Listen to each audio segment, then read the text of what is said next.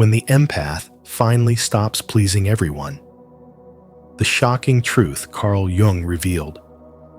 The privilege of a lifetime is to become who you truly are. Carl Jung. If you've ever felt exhausted from carrying the emotions of others, or silenced your truth just to keep the peace, this message is for you. Today, we explore what happens when an empath finally chooses themselves not out of spite, but out of spiritual awakening and sacred self-respect.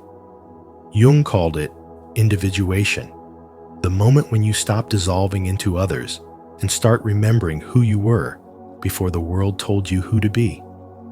Have you reached that point? Comment below. I choose my truth. Let us know what this shift means to you.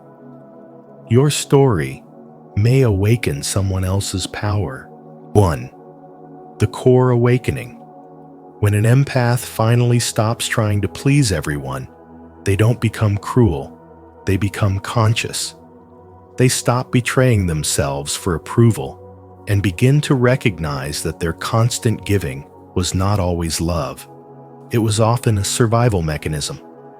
Carl Jung called this individuation the sacred process of becoming whole, of integrating the fragmented self that was once shaped by everyone else's expectations. The empath doesn't lose their light. They redirect it inward. And in doing so, they no longer become the sponge for other people's chaos. They become a mirror, clear, still, and deeply aware. What most people fail to realize is that the empath's sensitivity is often a symptom of past emotional trauma, not just a spiritual gift. It's the result of being conditioned to anticipate others' moods, manage their emotions, and self-abandon in the name of peace. Jung would describe this as survival sensitivity, the kind of hyper-awareness that comes from years of emotional caretaking, often developed in childhood when love was conditional, attention was inconsistent, and silence meant safety.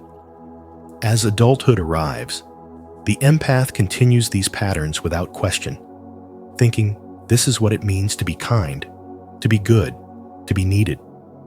They say yes when their soul screams no. They overextend, over-apologize, and overwrite their truth just to avoid conflict. But eventually, the nervous system can't take it anymore.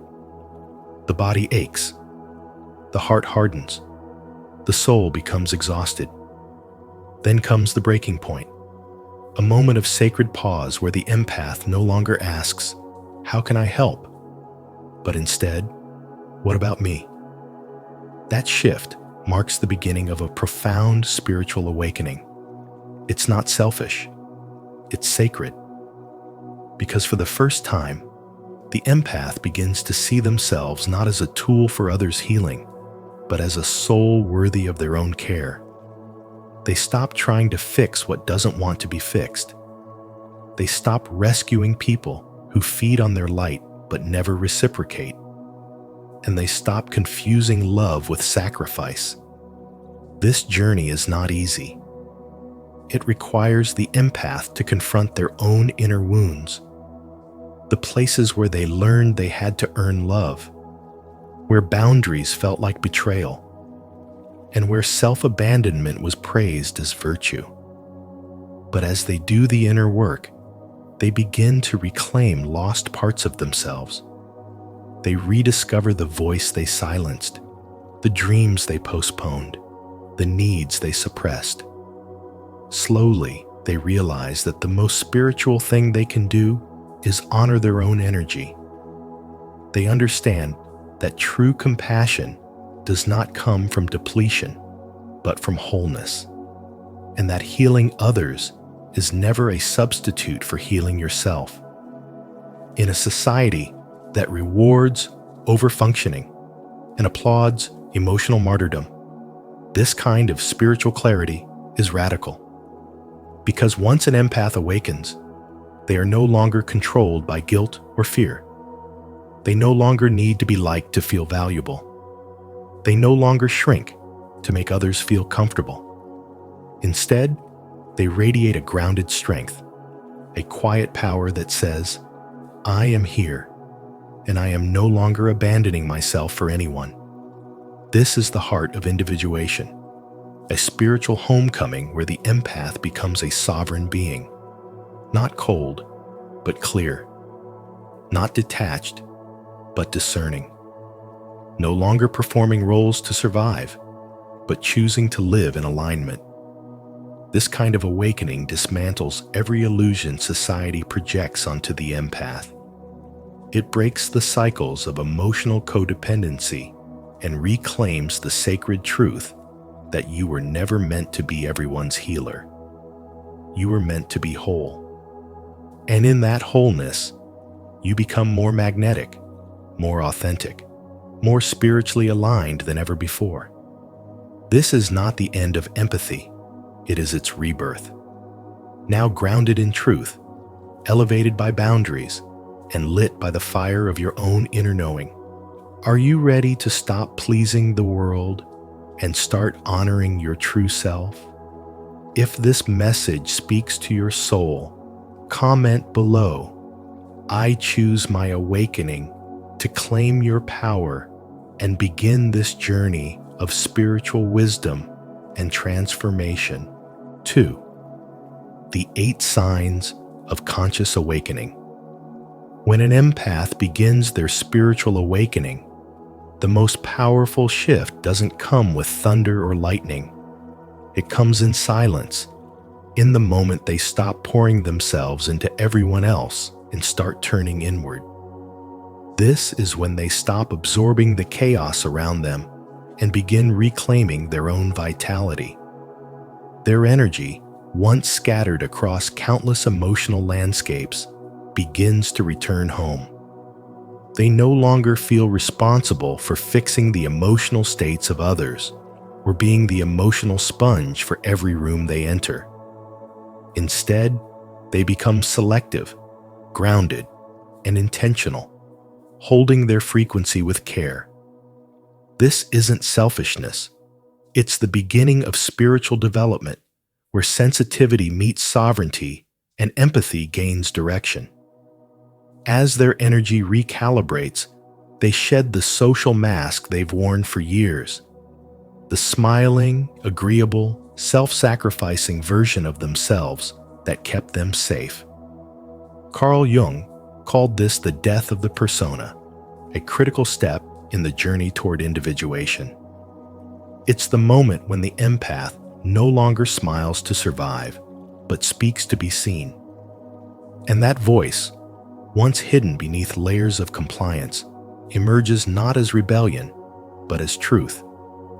In this space of clarity, they begin to withdraw projections they once cast onto others. They no longer romanticize potential or excuse harmful behavior with spiritual bypassing. Instead of saying they're just wounded, they begin to say, and I deserve peace. They see people for who they are, not who they hope they'll become. The spell of idealization breaks, and with it, the empath's unconscious participation in cycles of emotional labor ends. This awakening births sacred boundaries, not as punishments or rigid walls, but as clear, compassionate lines drawn in self-respect. The word no becomes a full sentence. They stop apologizing for protecting their energy. Every boundary becomes an affirmation. I am not here to be consumed. Alongside this, the heavy weight of guilt begins to lift guilt that was never truly theirs to carry. It was sewn into their nervous system by those who benefited from their self-abandonment. But now, guilt dissolves, and in its place rises a new foundation of self-care that isn't transactional, but devotional. They realize that they don't need to be depleted to be worthy. As they grow, the need for external validation fades. They no longer shapeshift to be liked or betray themselves to stay connected. They choose authenticity over approval, even if it means facing loneliness. And yet, this loneliness isn't empty, it is sacred space. In that space, the empath begins to nurture themselves the way they once nurtured others. They become their own sanctuary, their own healer.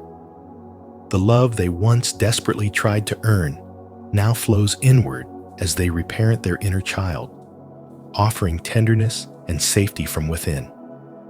This internal shift empowers them to show up differently in relationships. They no longer confuse compassion with enmeshment. They feel deeply, but stay rooted. They hold space without being consumed. This is boundaried compassion, a form of love that honors the self as much as the other. Eventually, they attract a new kind of connection, relationships built on mutual respect, energetic responsibility, and spiritual awareness. These connections don't require performance, only presence. They are no longer drawn to chaos or intensity masquerading as love. They are drawn to peace. And in this new frequency, they no longer fear losing people. They fear losing themselves. So they choose themselves again and again, not in bitterness, but in reverence. They know now that the most spiritual thing they can do is protect their energy, speak their truth, and walk away from anything that dishonors their soul. What was once perceived as weakness is now their greatest strength. The courage to stop pleasing, the wisdom to start healing, and the grace to evolve without apology. This is not the end of empathy. It is its elevation. It is empathy infused with clarity, rooted in truth, and guided by the soul's deepest intelligence. If these 8 signs of conscious awakening speak to your soul, subscribe and hit the notification bell. Your journey into spiritual wisdom and Carl Jung's truth is just beginning. 3.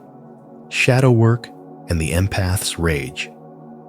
Buried beneath the empath's gentle exterior is a quiet rage, a sacred fire forged through years of emotional labor, betrayal, and unreciprocated care. It isn't anger for its own sake. It's the unspoken grief of always being expected to be the healer, the peacemaker, the one who absorbs everyone's chaos and carries it in silence. Carl Jung taught that what we suppress doesn't disappear. It festers in the unconscious, shaping our behavior until we choose to face it. And when the empath finally stops pleasing everyone and turns inward, they don't become cold or cruel. They become clear. This is the beginning of individuation, the process of becoming whole. The rage isn't a breakdown. It's a breakthrough. It's the voice that was silenced finally rising, not to destroy, but to liberate. Instead of reacting impulsively or people-pleasing out of habit, the awakened empath becomes selective, no longer offering their energy to every crisis or false emergency. They develop spiritual wisdom and emotional intelligence that allows them to distinguish between authentic need and manipulative dependence. What once felt like compassion now becomes discernment.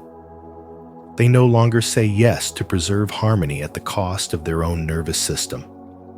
They say no with love, clarity, and power. They create boundaries that aren't rooted in fear, but in self-respect. The empath learns that healing isn't about fixing others. It's about honoring the truth of their own experience. Their silence becomes sacred. Their presence becomes magnetic. Their choices begin to reflect their inner evolution. This shift is uncomfortable for those who benefited from the empath's self-neglect. But it is not the empath's job to soothe everyone else's discomfort. Their responsibility is to stop betraying themselves. The rage they once feared is now their guide. It leads them back to their authentic self. They no longer give to be needed. They give when it aligns with truth. This is not a collapse. It's a recalibration. As Jung said, until you make the unconscious conscious, it will direct your life and you will call it fate. The empath no longer lives by default. They live by design. And in doing so, they become a mirror that reflects the dysfunction of the world, not to shame it, but to invite it into healing. This is spiritual awakening in its rawest form. Not light without darkness, but wholeness forged in the fire of reclaimed identity.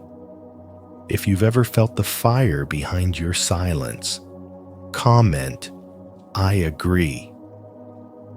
If you see it differently, share your view with, "I don't think so." Your voice matters on this journey of shadow work and spiritual awakening. 4. The Night Sea Journey. Carl Jung described the individuation process as a night sea journey, a descent into psychological darkness, where something old must die so something authentic can be born. For the empath, this isn't symbolic, it's lived. It begins the moment they stop pleasing everyone, stop over-functioning, stop betraying themselves for peace that only serves others. The empath doesn't become cold or cruel. They become dangerous, but only to systems that have thrived on their silent sacrifice. They begin to lose relationships, but not love. They lose dynamics built on emotional servitude. They say no for the first time, not to reject connection, but to honor their truth. And in the emptiness that follows, they don't find loneliness. They find sacred solitude. This is where they meet themselves, stripped of roles, free of guilt, beyond performance. It's not a void, it's a mirror. And what they see is someone they've always been, but were never allowed to become. They begin to protect their energy, not out of fear, but out of reverence. They learn that boundaries are not barriers. They are bridges to deeper authenticity. In this silence, something radical happens. The empath hears their own voice, not echoed through others' expectations, but pure and unfiltered. That voice doesn't whisper apologies. It speaks clarity. This is spiritual awakening, not a retreat from life, but a return to self. The empath no longer confuses being needed with being loved. They no longer bleed to keep others warm. They no longer tolerate environments where their pain must remain unspoken. They stop absorbing energy and start channeling it. They don't burn out. They burn clean. And this threatens everything built on their compliance. They radiate spiritual wisdom, not from books, but from scars turned into insight.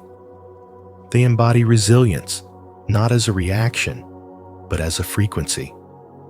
Every step away from people-pleasing becomes a step towards self-possession. They no longer seek to be chosen. They realize they were never meant to be owned. They walk with the quiet strength of someone who has died to the world's expectations and been reborn in truth. And so, the night sea journey is not a tragedy. It's a transformation. The empath, who once dimmed their light to comfort others, now becomes the flame itself. They don't apologize for their radiance. They understand that spirituality isn't softness, it's sovereignty. And spiritual growth isn't about fixing others. It's about facing the self, embracing solitude, and walking through the darkness, not to escape it, but to become it. 5. Psychological and physical healing. When an empath finally stops living to please others, the body speaks a different language. The chronic fatigue that once felt endless begins to loosen its grip, The anxiety that curled itself around your chest starts to release, and those mysterious aches, imbalances, and illnesses that no test could explain slowly begin to fade. Because for the first time in years, maybe decades, the empath's nervous system is no longer under siege. No longer trapped in a loop of hypervigilance, no longer absorbing every unspoken emotion in the room, no longer over-identifying with the suffering of others. This is not merely rest. This is repair. This is what Carl Jung hinted at when he said that individuation, the process of becoming your true self, is the most dangerous thing you can do in a society that thrives on your self-denial. And the danger is not to others, but to every system, every relationship, and every expectation that relied on your silence, your compliance, and your emotional labor. Healing begins at the moment you stop running from yourself. It begins not just with boundaries, but with deep, energetic sovereignty. When you start saying no to what drains you and yes to what nourishes you, the soul begins to return to the body. And with that return comes a miraculous recalibration. Your digestion improves, your breath slows, your sleep deepens. This is not magic, it's nervous system regulation. This is the body finally feeling safe enough to heal. And what most people don't understand is that spirituality is not an escape from the body. It is a descent into it. It is learning to listen to your tension, your inflammation, your tight chest, not as flaws to be fixed, but as messages from the parts of you that were never heard. The more spiritually developed you become, the more somatically honest you must be. You can't fake peace anymore.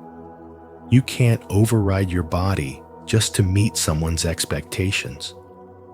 You start to trust your gut over their guilt, your intuition over their manipulation, your presence over their pressure.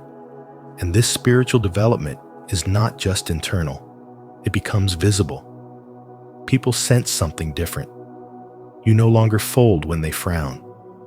You no longer over-explain, over-justify, or over-function. You stop rescuing others from the consequences of their choices. You stop apologizing for needing space. Your body becomes a temple, not a trash bin for everyone else's emotional baggage. And as this new rhythm settles in, the old stories begin to die. The story says you must earn love through sacrifice. The story that says your worth is tied to your usefulness. The story that says your needs are a burden. All of it dissolves. In its place, a new truth rises. That you were never too much. You were simply too awake in a world that thrives on numbness. And as your nervous system resets and your spiritual self reclaims its place, you begin to embody a quiet power that no longer negotiates with chaos. This is what true healing looks like. It is not a sudden transformation, but a slow, sacred unwinding. It is your body returning to its natural intelligence. It is your mind surrendering the need to fix everyone else. It is your heart remembering its own rhythm. You are not here to be everything for everyone. You are here to be true to yourself. And when you live from that truth, you don't just heal, you become whole. 6. The conscious empath's superpowers.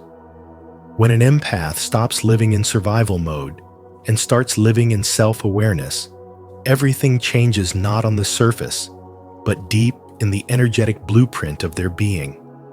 No longer driven by unconscious programming or emotional reflex, they begin to act with conscious sensitivity, choosing what they absorb, what they carry, and most importantly, what they release. This is not about becoming indifferent or cold. It's about becoming intelligent in your emotional responses, about awakening a deeper kind of spiritual wisdom that allows you to feel everything without letting it destroy you. Carl Jung's insight that the privilege of a lifetime is to become who you truly are speaks directly to the empath's path. You are not here to dissolve into other people's expectations. You are here to become sovereign, spiritually clear, emotionally grounded, and mentally discerning. As this shift occurs, intuition sharpens into an inner compass that doesn't just guide, it protects. No longer lost in the noise of everyone else's energy, the empath begins to hear the sound of their own soul. Creative flow opens up like a river, not forced or fabricated, but flowing naturally from inner alignment. They become magnetic, not through manipulation or performance, but through authenticity. Their energy is no longer something that leaks out in people-pleasing behaviors. It becomes a force field, a sacred container that attracts those who resonate with their truth and repels those who feed off their wounds. People who once used their kindness now find themselves unable to access their power because the empath has reclaimed it. There is no longer a desperate need to be understood. There is a quiet confidence in being aligned. That is what it means to be spiritually intelligent. The conscious empath does not seek validation in applause or approval. They begin to honor their yes and protect their no. They no longer feel guilty for taking space or for not fixing everyone else's problems.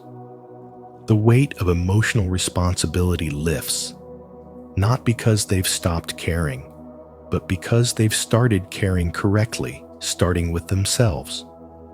Boundaries, once feared as walls, become the bridges that lead them back home to their truth. They are no longer the sponge for toxic emotions, but the mirror that reflects what is no longer theirs to hold. They've stopped betraying themselves to maintain false harmony, and that decision births a quiet revolution. This isn't ego, it's essence. What emerges is sovereignty, not a performance of strength, but the embodiment of it. The kind of emotional maturity that no longer craves being liked because it's anchored in being whole. The kind of spiritual awareness that doesn't react to drama because it recognizes projection. They see behind the masks, feel beneath the words, and respond with intelligence, not instinct.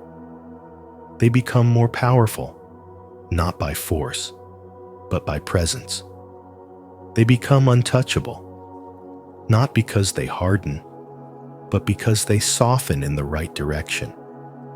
And in this softening, they find their power, not the kind that overpowers others, but the kind that reclaims themselves. 7. Jung's 5 principles for the conscious empath. When an empath awakens, they no longer confuse love with self-sacrifice. They begin to feel everything without absorbing anything, becoming attuned to the emotional landscape of others while staying rooted in their own inner world.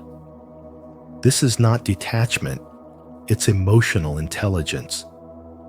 The conscious empath knows that to carry the pain of others is not compassion, but a silent form of self-abandonment. In this spiritual awakening, they learn to be present with suffering without drowning in it. They understand that feeling is a gift, but absorbing is a burden that was never meant to be theirs. This energetic boundary becomes the first step towards self-respect. They become aware that their nervous system is not a sponge for the world's chaos, and in choosing not to absorb, they do not become cold, they become clear. They move from being emotional containers to conscious channels, allowing feelings to flow through rather than stick to them. Then, they stop giving from depletion and begin giving from overflow. They no longer see exhaustion as evidence of virtue. They realize that true generosity does not require self-erasure. Spirituality teaches them that their well-being is not a luxury, it's a necessity. When their cup is full, what pours out is love, not resentment. They learn that giving from emptiness creates imbalance, and giving from fullness creates healing.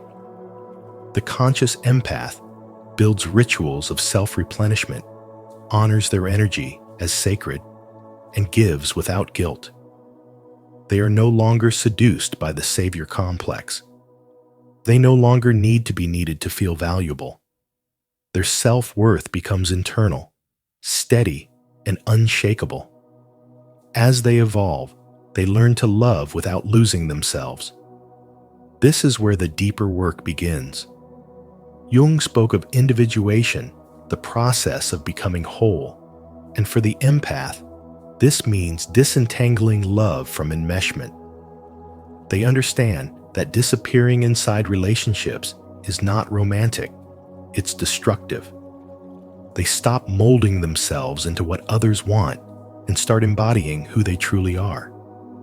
They no longer fear being too much or not enough. They learn that boundaries are not walls. They are doors that allow the right energy in and the wrong energy out. They realize that love should expand you, not shrink you. And the moment you start editing yourself to be loved is the moment love turns into performance. The spiritual empath no longer performs, they radiate.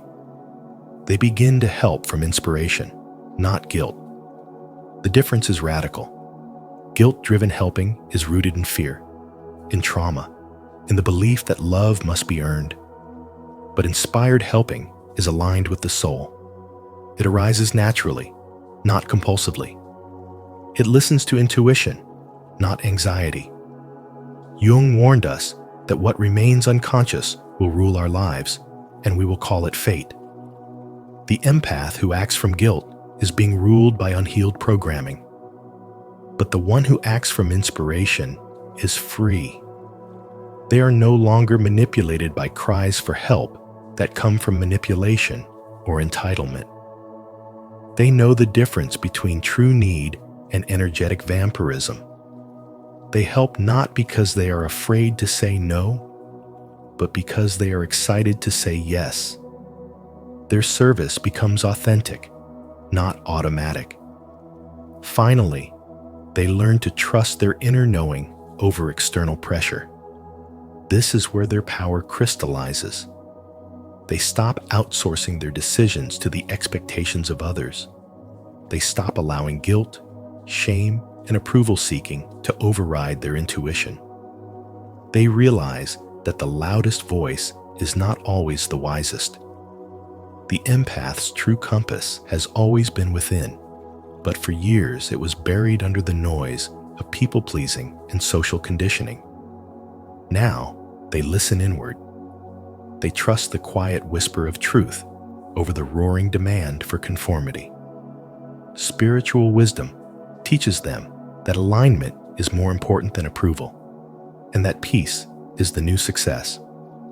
They begin to live from within. Their nervous system becomes their oracle.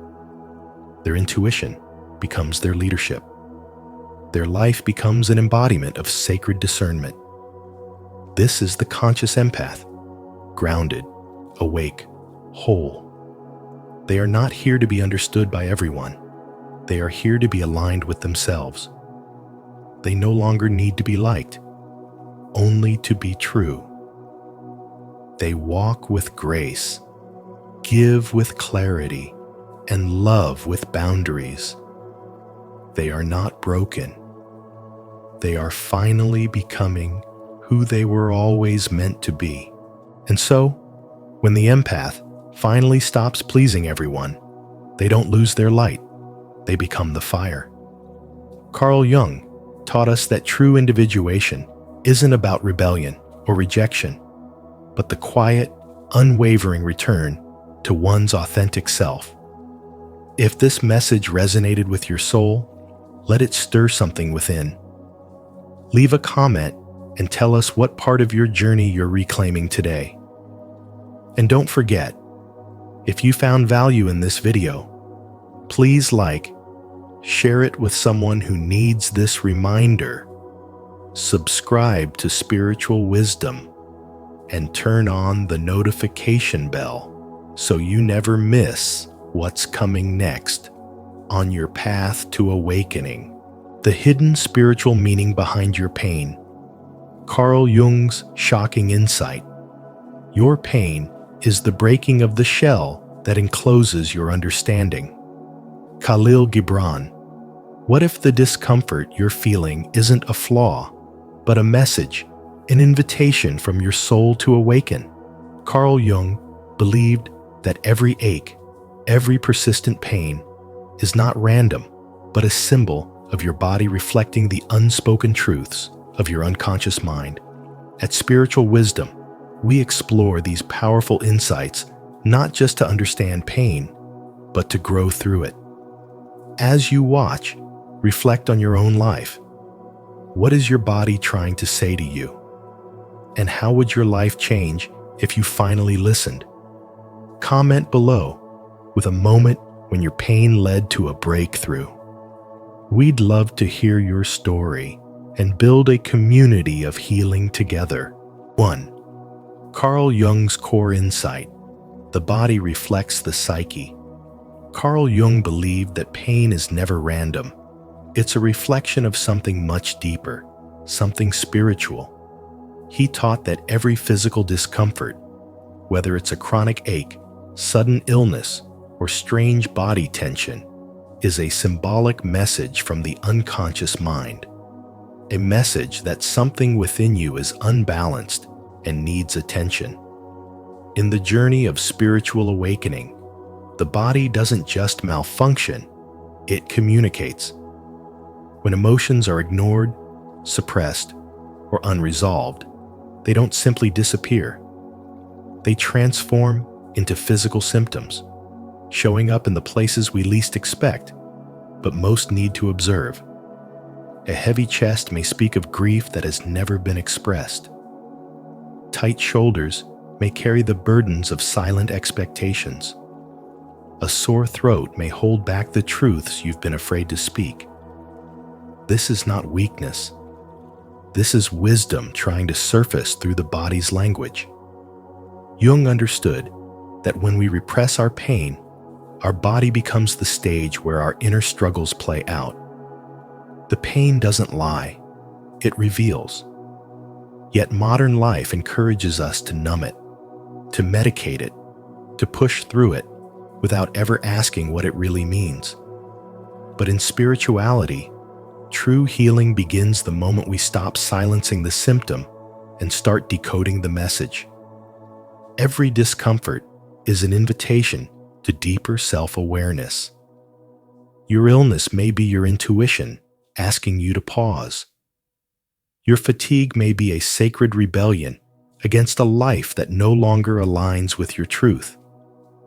And your recurring tension may be your soul's quiet protest against the roles you've been forced to play. Jung's insight isn't just psychological, it's profoundly spiritual. It calls us to live with greater intelligence, to tune into our body not as a machine, but as a mirror of our soul. It asks us to stop asking, "What's wrong with me?" and instead ask, "What am I not allowing myself to feel?" Because the body reflects the psyche with perfect honesty. It holds nothing back. And when you begin to listen to your body as a sacred guide, you awaken a deeper layer of spiritual wisdom within yourself. So when pain arises, don't fight it. Don't cover it up. Don't dismiss it as something you have to tolerate.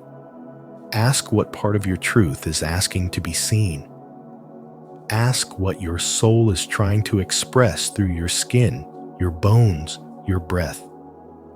Because healing is not just about physical recovery, it is about becoming whole again. And that wholeness comes when you allow your pain to speak, when you treat it not as an interruption to life, but as a revelation of it. That is where transformation begins, not in resisting the pain, but in revering the wisdom it carries. If you're ready to explore the deeper connection between your pain and your soul, comment below, "I'm listening to my body," to show your commitment to inner healing and spiritual awakening. 2. Ignoring symptoms leads to chronic suffering. Most people today treat their pain like a glitch in the system, something to be silenced, numbed, or managed with medication or distractions, rather than honored as a sacred message from within. We've been conditioned to fix symptoms without asking what those symptoms are trying to reveal about us. But in the realm of spirituality and spiritual development, pain is never random. It is a coded language spoken by the soul, a mirror held up by the unconscious mind. Carl Jung once said, "What is not made conscious will manifest as fate." And nowhere is that more true than in the way our bodies store unexpressed emotions. The pain you feel in your chest may not be physical. It may be the grief you never allowed yourself to feel. The tension in your shoulders may be years of burden carried in silence. The migraine may not just be about stress. It could be the mental war of living a life that no longer aligns with your truth. We live in a culture that celebrates productivity over presence, external performance over internal reflection. And so we often walk around with spiritual wounds that have never seen the light of awareness. Yet the body, loyal and intuitive, keeps score. When the conscious mind denies, represses, or abandons its own emotional truth, the body absorbs it, expressing it through chronic fatigue, autoimmune disorders, digestive issues, and countless other ailments that modern medicine often treats without ever asking the deeper question: what unresolved energy is this pain holding on to? Spiritual development demands a radical shift in how we see our suffering. Instead of treating your pain as an enemy, treat it as an invitation. Instead of fearing your discomfort, get curious about it. The more you ignore the whisper of your body, the louder it has to scream. And when pain becomes chronic, it's often because its message has gone unanswered for far too long. Pain doesn't just want to be managed, it wants to be understood. Every ache is a spiritual telegram, a portal to a part of yourself you've forgotten, avoided, or suppressed. Healing begins when you ask, "What is this trying to teach me?" Instead of silencing symptoms, we must listen to their meaning.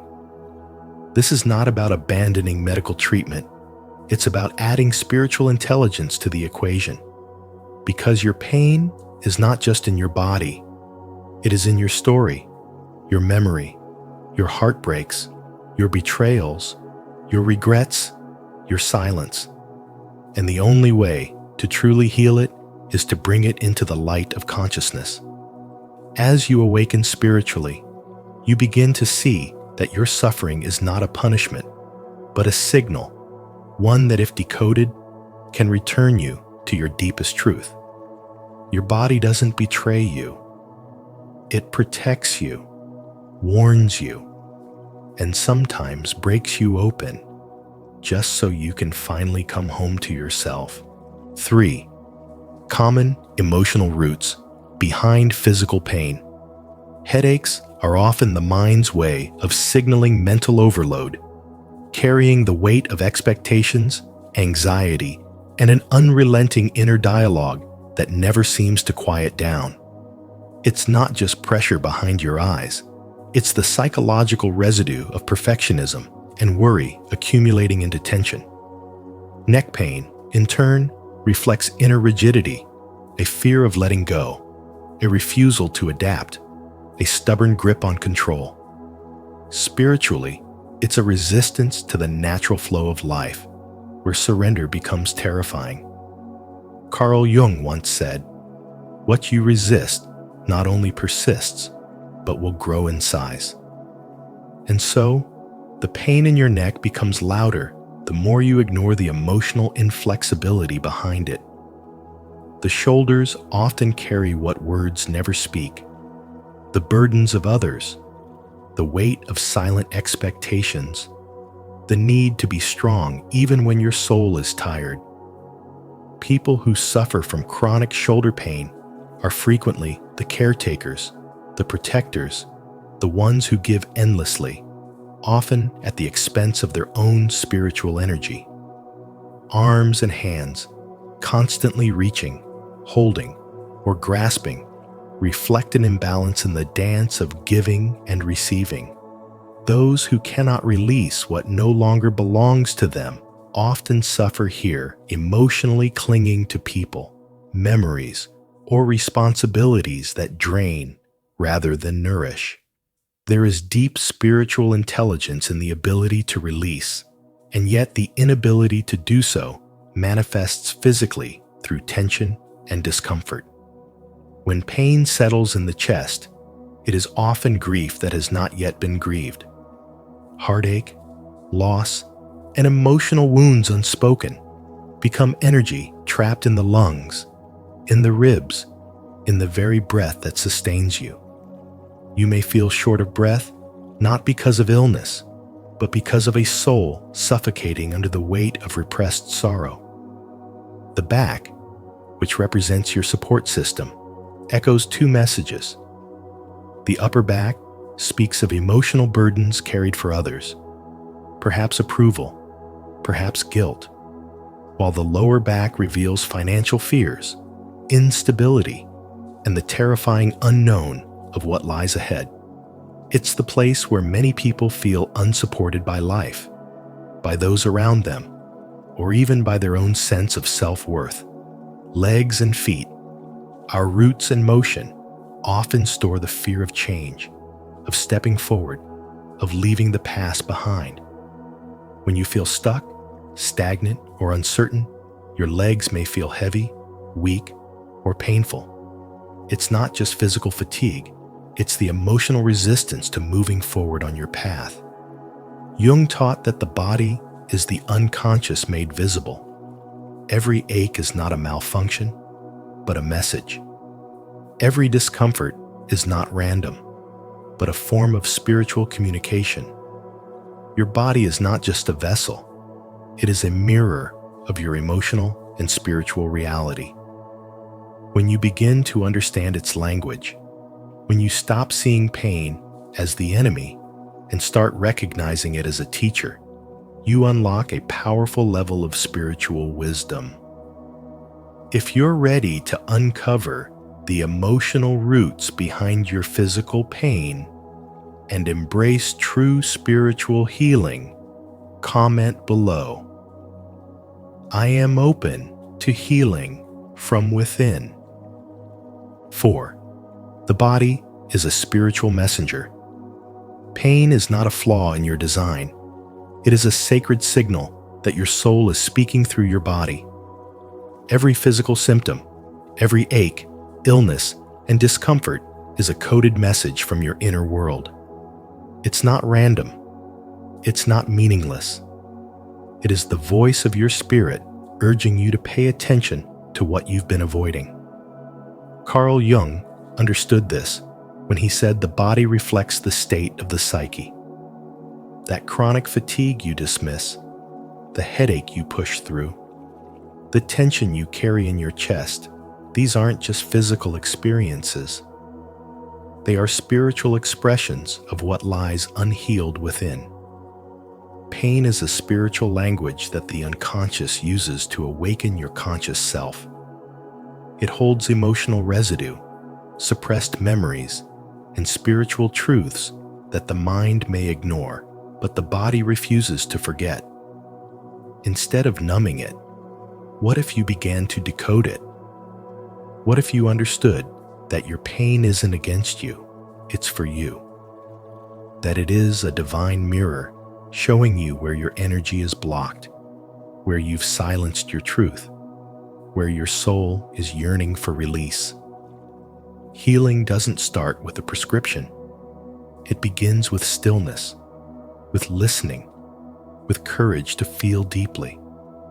The moment you become still enough to ask, "What is this pain trying to tell me?" you step into a higher dimension of awareness. This is where spirituality meets biology. Your body becomes your teacher, your pain becomes your guide, and your healing becomes a sacred act of emotional intelligence. Modern life conditions us to treat the body like a machine and pain like a malfunction. But spiritually awakened living demands something deeper. It calls you to reverence, to presence, to the sacred intelligence within your cells. Every symptom is a signal. Every ache is a messenger. And every form of discomfort is a doorway to awakening. When you listen instead of resist, when you feel instead of flee, you meet yourself in your most honest form. Pain strips away illusions and invites you to reclaim parts of yourself that have been lost, rejected, or buried. That's why the body doesn't lie. The mind may rationalize, the ego may deny, but the body always reveals what's real. To live in spiritual alignment means honoring the body as a sacred instrument of your awakening. Instead of asking, "How do I get rid of this pain?" ask, "What is this pain trying to awaken within me?" That question alone carries immense healing power. It transforms you from victim to student, from suppression to expansion. Your pain isn't weakness, it is wisdom in disguise. It carries the weight of truths you're ready to face and energies you're ready to transform. And when you stop judging your pain and start honoring it, you step into a higher frequency where healing becomes not just physical, but emotional, spiritual, and existential. This is the sacred dance between soul and body, where suffering becomes awakening, and where pain becomes the compass that leads you back home to your truest self. 5. Spiritual practices for healing. Pain is never just physical. It's a sacred language, a whisper from the soul, a symbol of something deeper seeking to rise to the surface. In the world of spirituality and spiritual development, we understand that your pain is not a punishment, but a message. Carl Jung believed the body reflects the psyche, meaning your discomforts, your lingering aches, even illnesses that seem to come out of nowhere, are trying to communicate something unspoken. That tightness in your chest may not be medical, it may be emotional. That pain in your lower back might not be structural. It could be the invisible weight of emotional burdens you've carried for years without release. Your body is not betraying you. It's revealing you. That's why healing cannot be approached mechanically. It must begin with presence, with spiritual awareness, with practices that invite the unconscious to speak. One of the most powerful is visualization.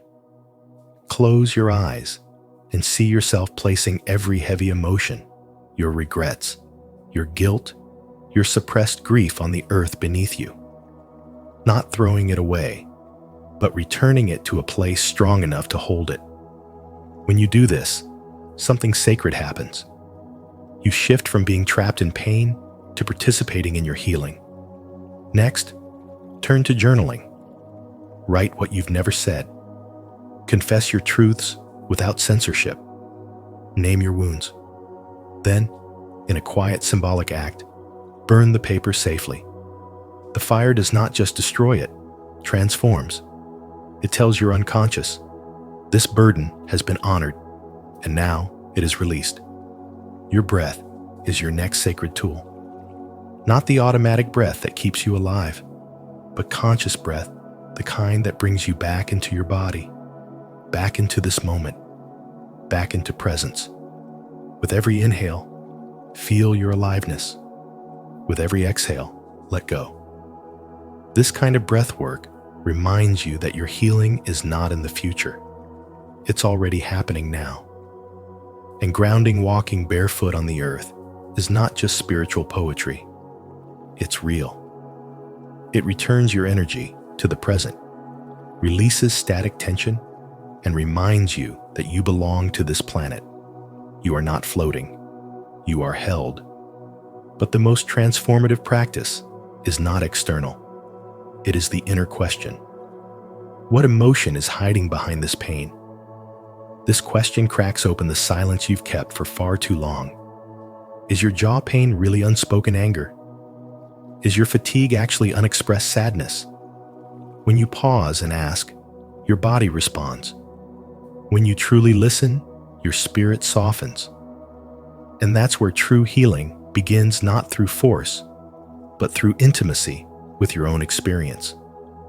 This is what spiritual awakening demands, not to escape your pain, but to understand it. Not to bypass your wounds, but to face them with sacred reverence. Your pain is not an interruption to your life. It is a doorway to your most authentic self. Through visualization, breath, grounding, and courageous self-inquiry, you don't just relieve pain, you evolve through it. This is the path of spiritual development. Listening, feeling, transforming. And it starts right now with your willingness to feel what's real. Leave a like and subscribe to our channel. And don't forget to turn on the notification bell so you never miss powerful insights like this. If you're ready to begin your spiritual healing journey, comment below. I deserve to heal and grow in divine wisdom. 6. Release is the key. Pain is never random. It's the soul's coded language, the whisper of the unconscious trying to get your attention before it has to scream. Carl Jung taught that what we repress doesn't vanish. It festers in the shadows, influencing our behaviors, emotions, and even our physical health until we are forced to face it. Your body, in its spiritual intelligence, becomes the messenger. A subtle ache, a chronic tension, or an unexplained illness often signals a deeper emotional blockage. These symptoms aren't meant to harm, they're meant to guide. They arise to restore inner balance, to push you toward the truth you've buried under years of distraction, fear, or denial. When you ignore your emotions, they don't dissolve. They embed themselves into your muscles, your nervous system, your breath. Spiritual wisdom invites you to see pain not as punishment, but as an invitation to release, to heal, to come home to yourself. Release, then, becomes the key. Letting go of repressed feelings is not a passive act. It's an intentional return to harmony. Whether you cry, write, reflect, or sit in stillness with your truth, you are performing a sacred ritual of emotional cleansing. These acts may seem small, but they carry tremendous power. They allow your energy to move again, your breath to deepen, and your spirit to feel seen.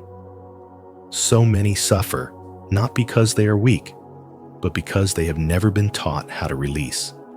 Instead, they numb, they suppress, they distract. But true spiritual awakening asks you to feel, to lean in, not look away. When you do, you realize that healing doesn't require drama. It starts quietly, with the decision to listen. The body speaks in whispers. When those whispers are ignored, they become screams. And those screams of burnout, anxiety, and chronic pain aren't your enemy. They're feedback from a system that craves your attention.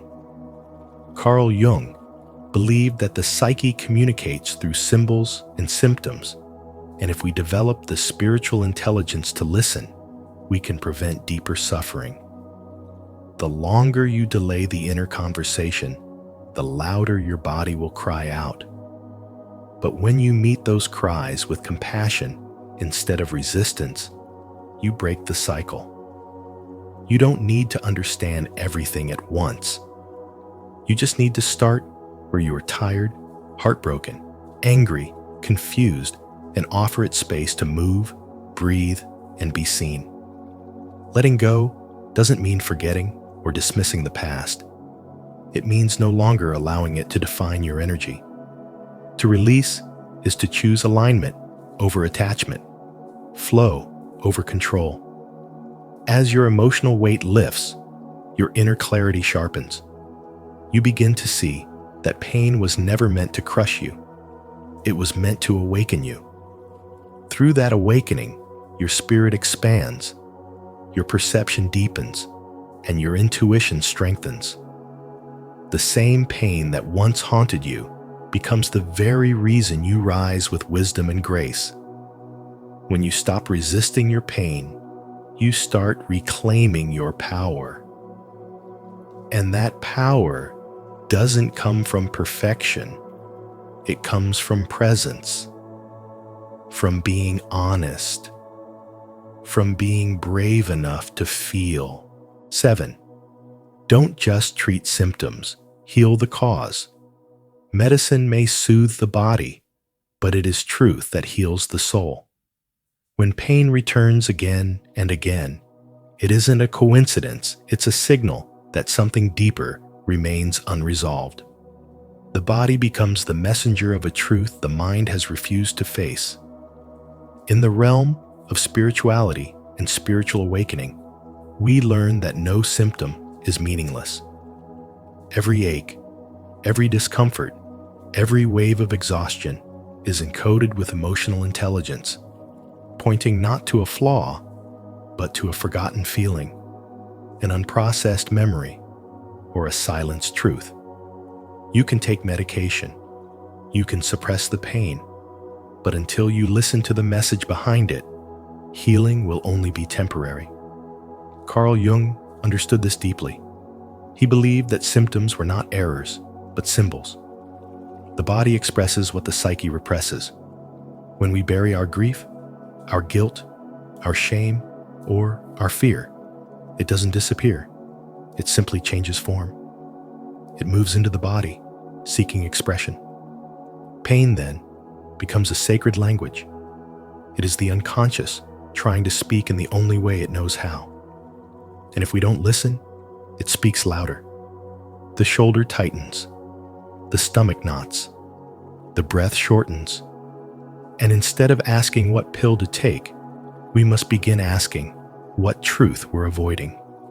Because the most persistent pain often has nothing to do with the physical and everything to do with the emotional and spiritual.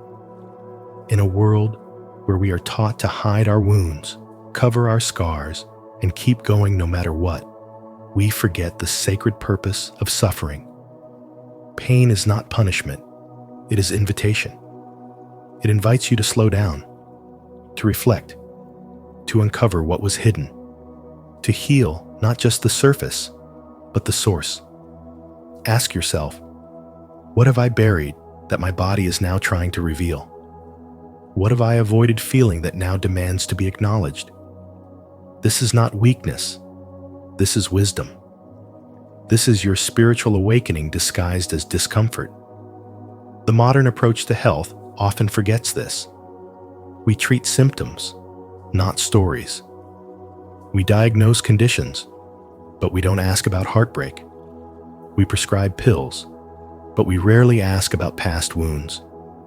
Yet behind so many illnesses is a soul that has not been allowed to speak.